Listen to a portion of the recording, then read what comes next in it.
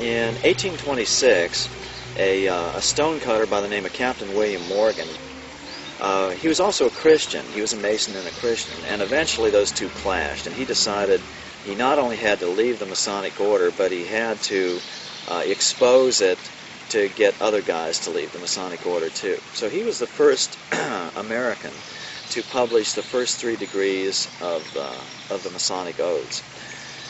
So what happened after the book came out, he and his publisher were kidnapped by a group of Masons by night, and the townspeople were immediately alerted, and they gave chase. The publisher was let loose. He got away.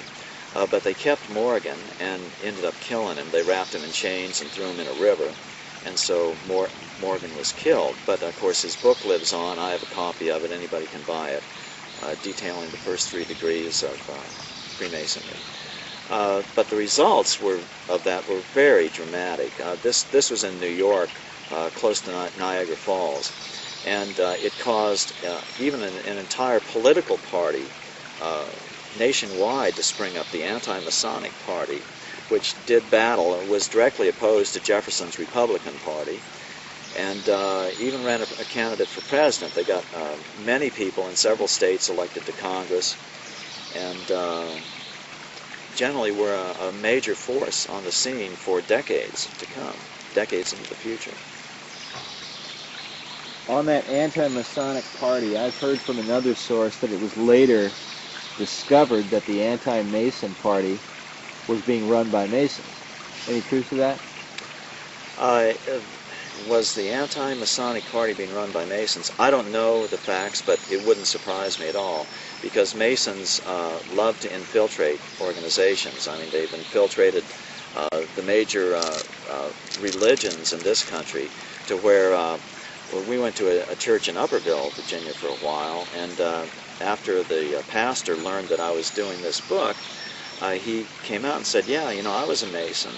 And I came out, I started speaking out against it from the pulpit, and my career plummeted from that point.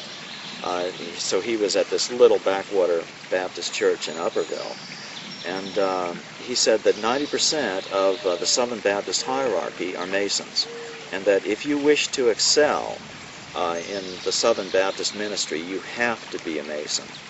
He said the same was true of, I believe, both Lutherans and Methodists, that he estimated that it was 90% Masonically infiltrated at that point. So that's pretty tough. Now, not all these guys are of evil intent, you know. Probably the vast majority have just gone through the first 3 degrees.